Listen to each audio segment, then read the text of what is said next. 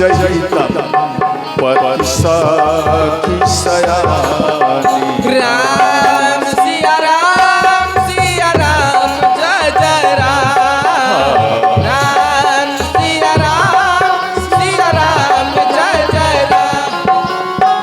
अर्थात झूठ ना हो या देव ऋषि वाणी। देव ऋषि नारद का कभी भी झूठ नहीं होगा, ये सच ही होता है। तो अंत में इधर देव ऋषि नारद चले गए और रात का समय आया तो मैना माता और पर्वतराज ये बैठकर विचार किए। तो पर्वतराज बोले, देवी मैना आप एक काम करिए, पार्वती को समझाइए और उनको भेजिए तपस्या करने के लिए। तो मैना माता पार्वती माता के पास में आए और पार्वती माता को गोदी में उठा लिया। बोले, बेटी आप इतना सुंदरी हैं और आपका दूल्हा कैसा है।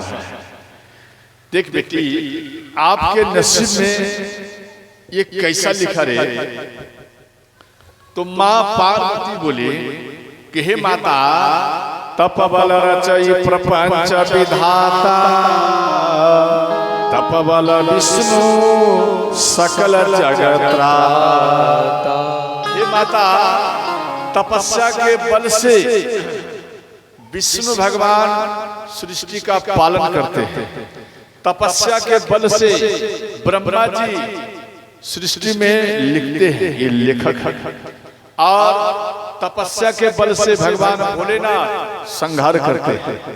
कई व्यक्तियों के अंदर में ये है कि संहार करता महादेव। बोलो माता हाँ या नहीं? बोलिए, नहीं कहते? बाबा कहते या नहीं कहते? संहार करता महादेव, प्रतिपालन करता महादेव, ये कुछ कहते ना? ऐसे तो कहते नहीं कहते? संहार करता महादेव तो किसका संहार करते?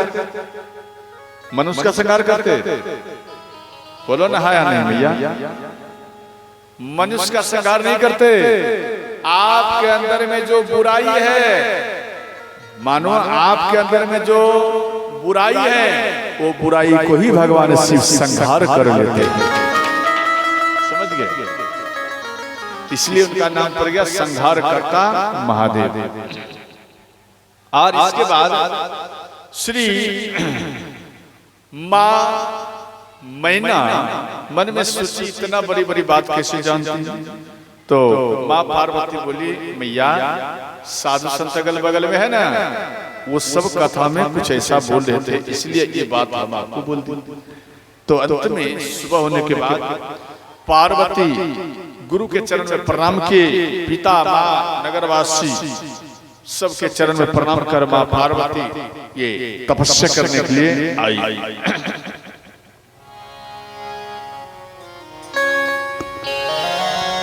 संपत सहस मूल फल खाए, साग खाए सत बरस बिताए। संपत सहस मूल फल खाए, साग खाए सत बरस बिताए। कछु दिन भोजन पारी बतासा, किए कठिन कछु दिन उपवासा। कछु दिन भोजन पारी बतासा, किए कठिन कछु उपवासा। बेल पात वही पर सुखाई, बेल पात वही पर सुखाई। दीन सहस पत सो खाई, दीन सहस पत सो खाई। हर हर महादेव।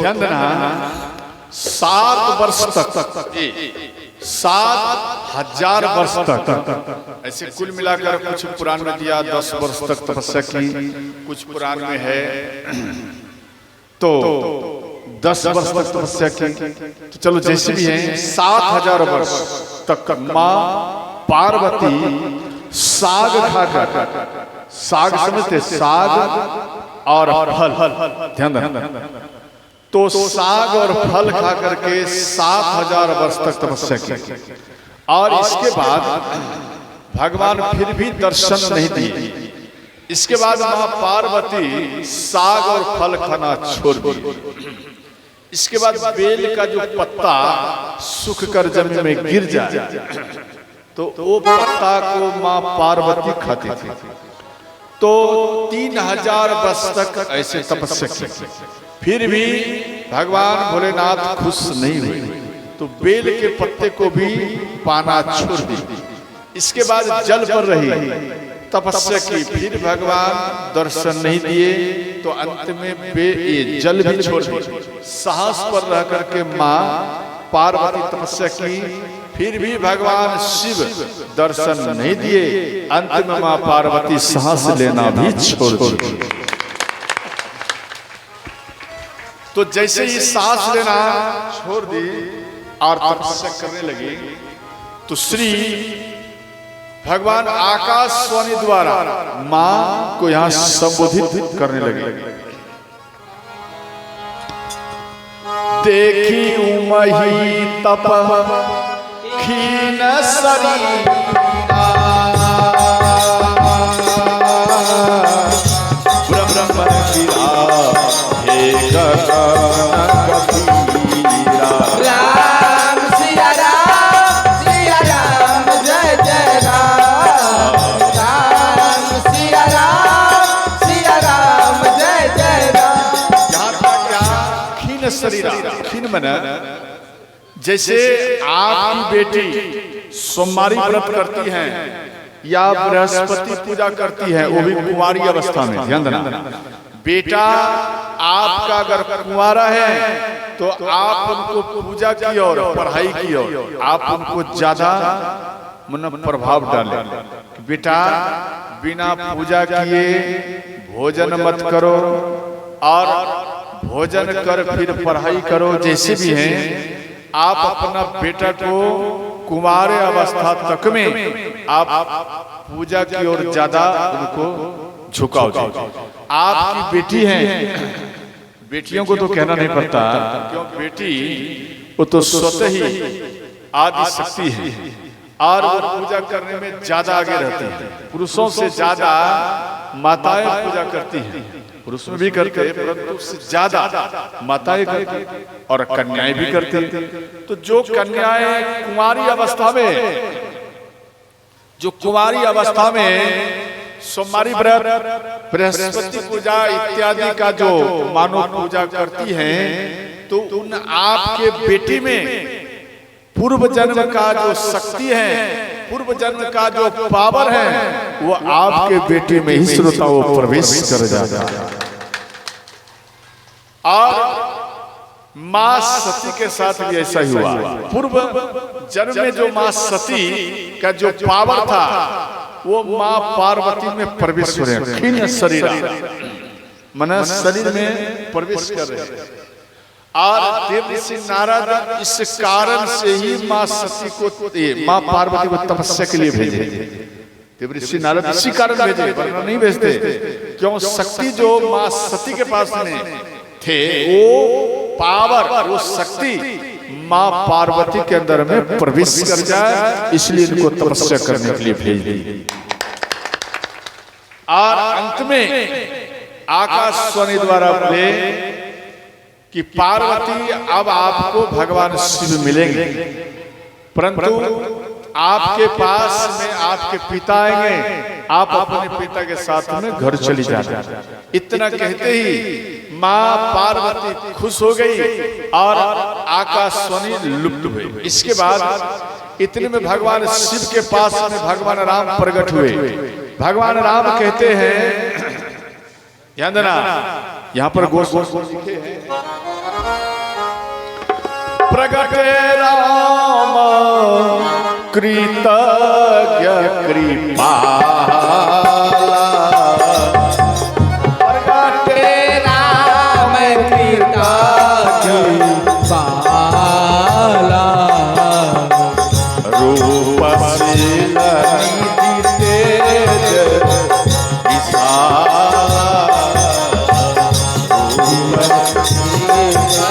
तेज विशाला श्री राम जय राम जय जय राम श्री राम जय राम जय जय राम श्री राम जय राम जय जय राम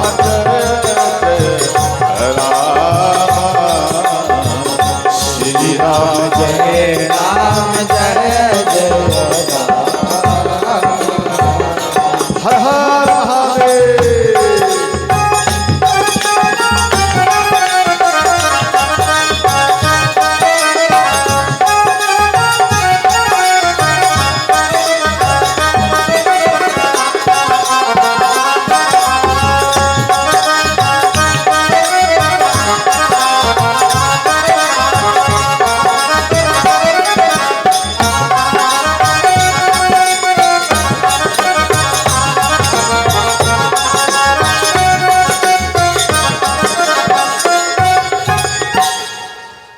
भगवान राम जैसे ही प्रकट हुए, भगवान भगवान राम को देखकर खुश हो गए। भगवान भोलेनाथ कहते हैं, प्रभु आप अपने दास को वर देने के लिए आप प्रकट हो गए। भगवान आपकी जय हो, आपकी जय हो। भगवान राम हाथ जोड़ लिए, बोले भगवान आपको आज मैं वर देने के लिए नहीं आया हूं, आज मैं आपसे स्वयं वर लेने के लिए ही हम आया हूं। भगवान भोलेनाथ बोले, प्रभु आप वर हमसे? बोले हाँ, मेरा इच्छा है। तो भगवान भोलेनाथ हाथ जोड़कर बोले, प्रभु आप आदेश करिए। भगवान राम बोले कि भोलेनाथ आदेश नहीं है, आपसे मेरा बार बार निवेदन है। तो भगवान शिव कहते, प्रभु क्या निवेदन है? बोले आपको पाने के लिए माँ सती फिर दोबारा माँ पार्वती के रूप में हिमालय राज के यहाँ जन्म ली है और वो तपस्या कठोर की है और उनका तपस्या पूर्ण हो चुका है, इसलिए आप उनके साथ में विवाह कर लीजिए। यही आपसे मेरा मांग है, मेरा वर हमें यही चाहिए। तो भगवान भोलेनाथ बोले, प्रभु कुछ और मांग लीजिए, विवाह हम नहीं कर सकते, इसलिए किसी प्रकार से हम वियोग से बाहर आया और अगर मेरे अंदर में वियोग आ जाता है तो मैं आपका भक्ति करने में फैल कर जाता हूँ, बार बार आपका भक्ति, और आप मेरे हृदय में नहीं बैठ पाते, इसलिए नाथ मेरे ऊपर कृपा करिए, कुछ और मांग लीजिए। भगवान राम बोले, भोलेनाथ बस मेरा यही एक इच्छा है, आप पूर्ण कर दीजिए।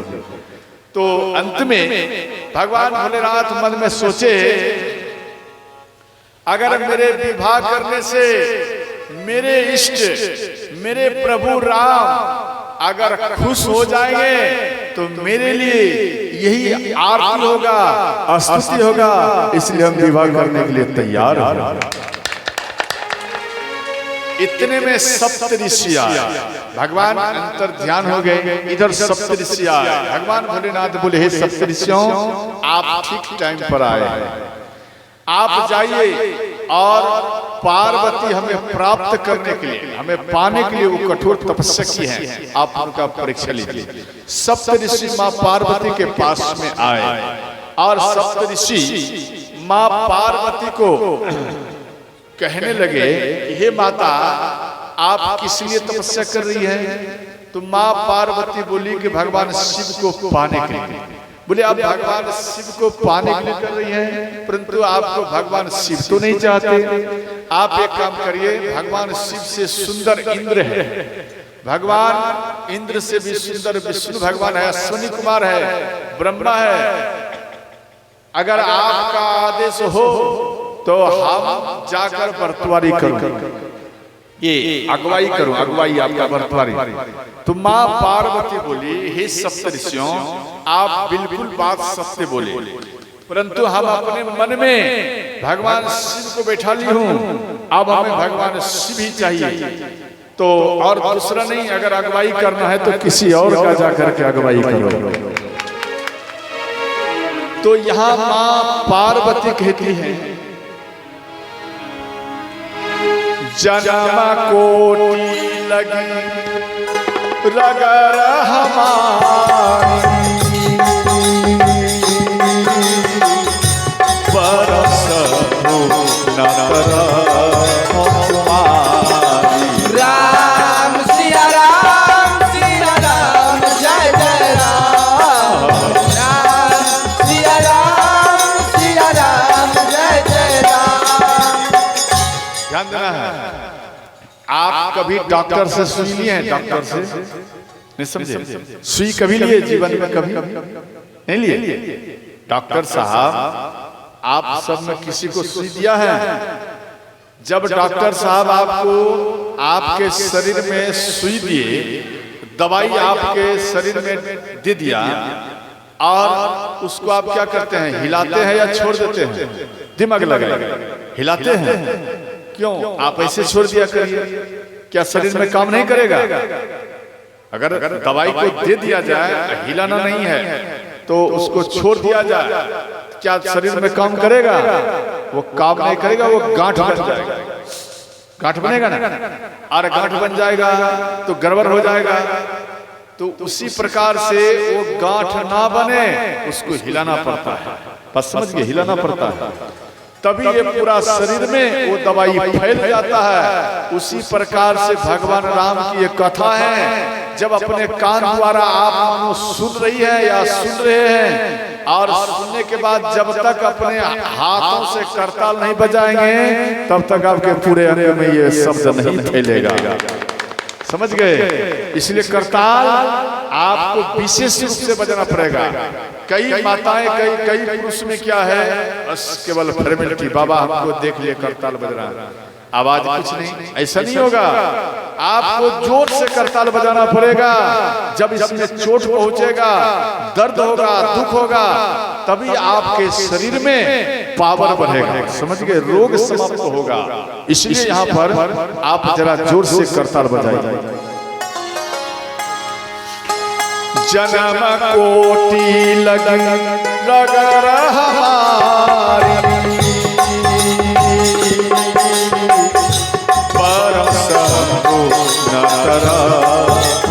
राधे राम सिया राम जय जय राम, राम सिया राम जय जय राम। जन्म कोटि, अगर इस जन्म में भगवान शिव नहीं मिलेंगे तो कोई बात नहीं, हम कुंवारी रह जाऊंगी, परंतु किसी पुरुष के साथ हम विवाह नहीं करूंगी। नारद कर यहाँ क्या देवऋषि नारद माँ पार्वती के गुरु हैं। देवऋषि नारद के बात को हम नहीं काट सकती हूँ। अगर भगवान शिव भी मेरे सामने आकर कह दे कि पार्वती हम आपसे विवाह नहीं करूंगा, तो भी हमें भगवान शिव ही चाहिए। एक जन्म नहीं, करोड़ों जन्म बीत जाए, परंतु भगवान शिव ही चाहिए। तजाओ नारद करऊ उपदेशो, आप कहे सतवार महेशु। राम सिया राम जय जय राम, राम सिया राम जय जय राम। हर हर महादेव।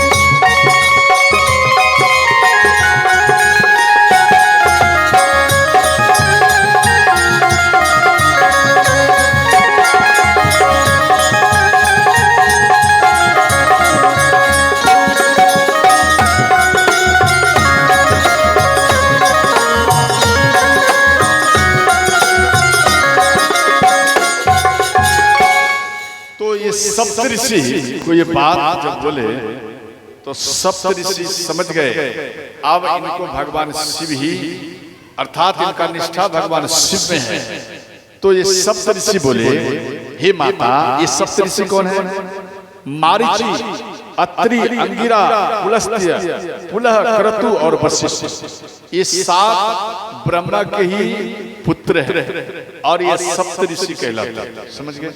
और ये 7 ऋषि आए थे मां पार्वती के ये परीक्षा लेने के लिए। तो ये 7 ऋषि हाथ जोड़ लिए और मां पार्वती के चरण में गिर गए। बोले हे माता, तुम माया भगवान शिव सकल जगत पितु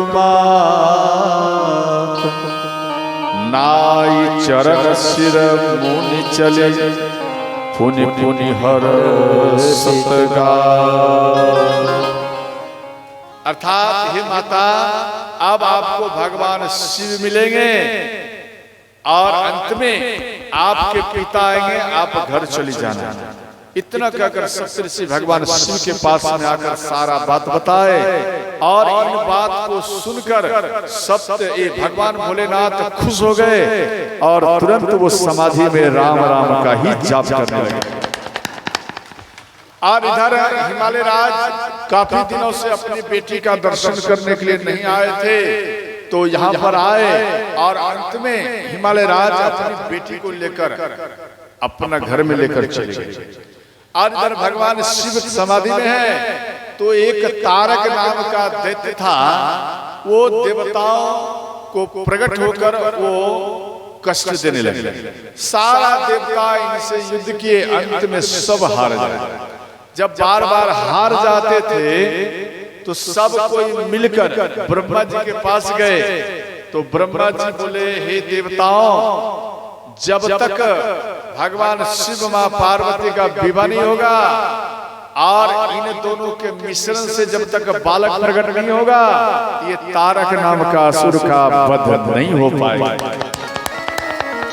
तो अंत में भगवान ये सारा देवता भगवान शिव के पास में आए, ये तो समाधि में है। तो अंत में कामदेव को भेजा गया और कामदेव 5 पुष्पक का बाण चलाए। तो 5 जब चलाए, 5 बाण का नाम है, ध्यान समझना। कामदेव पहले अपना पावर बढ़ाए, जितने साधु संत थे सबका ब्रह्मचर्य टूट गया और सब कोई भगवान शिव को ही बार बार याद करने लगे। और इन संतों का पुकार भगवान शिव के कान में आया। समझे, इनका आवाज शिव के कान में आए और इधर 5 बाण पुष्पक का कामदेव चला भगवान के हृदय में।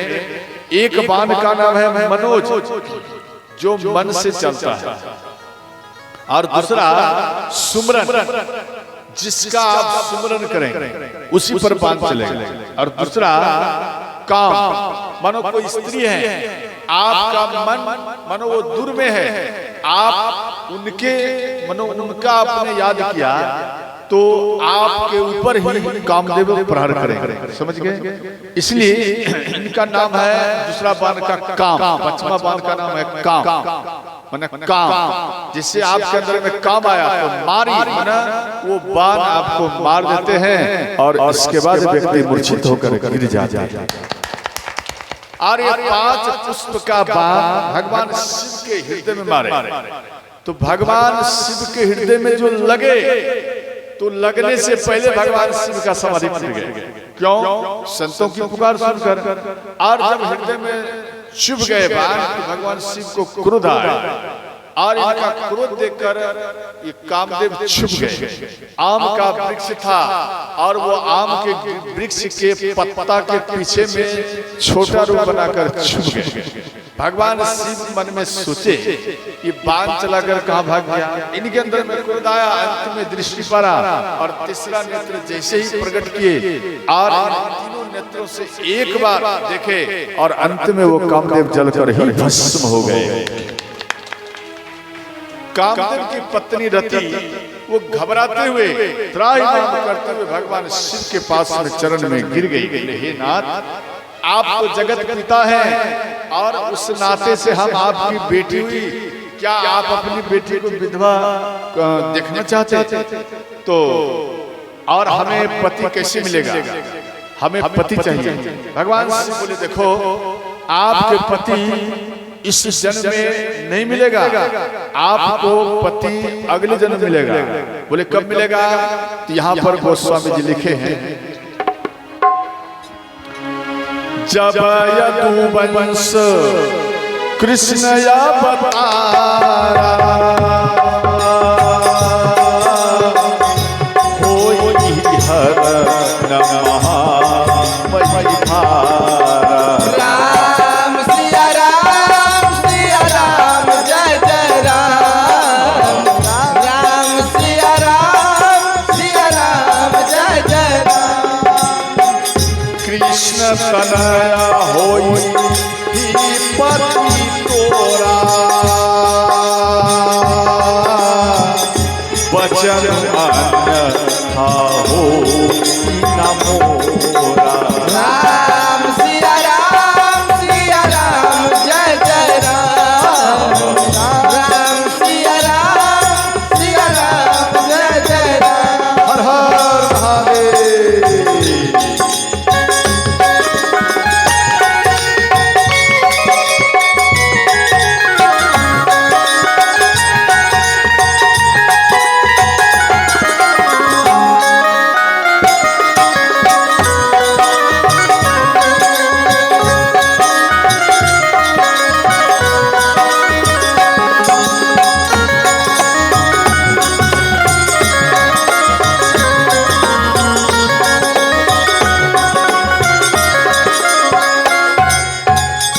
अंत में रति चरण में प्रणाम कर चली गई। इसके बाद सारा देवता आए, बोले भगवान अब तो आप विवाह कर लीजिए। अंत में ध्यान से समझना है, अब यहाँ पर विवाह का तैयारी होगा। भगवान शिव को श्रृंगार करने के लिए शिव जी के गण आए। गण किसको कहा जाता? गण न परिवार, समझ गए? परिवार को ही गण कहा जाता। तो भगवान शिव का श्रृंगार करने के लिए शिव ही शंभु गण करहि श्रृंगार। शिव ही शंभु गण करहि श्रृंगार। जाटा मुकुट आहि मोर सवार। जाटा मुकुट आहि मोर सवार। श्री राम जय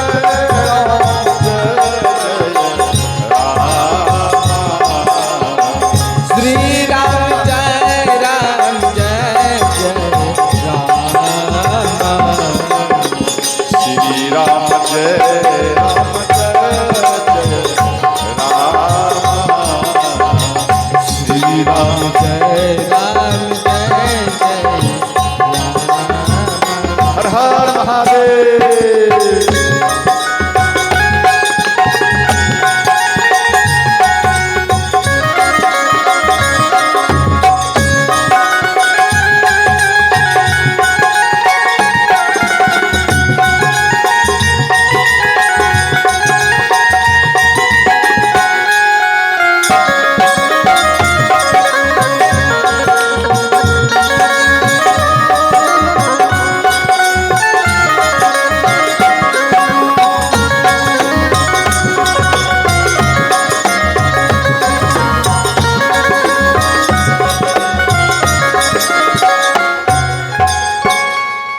बोलो सच्चे दरबार की जय हो।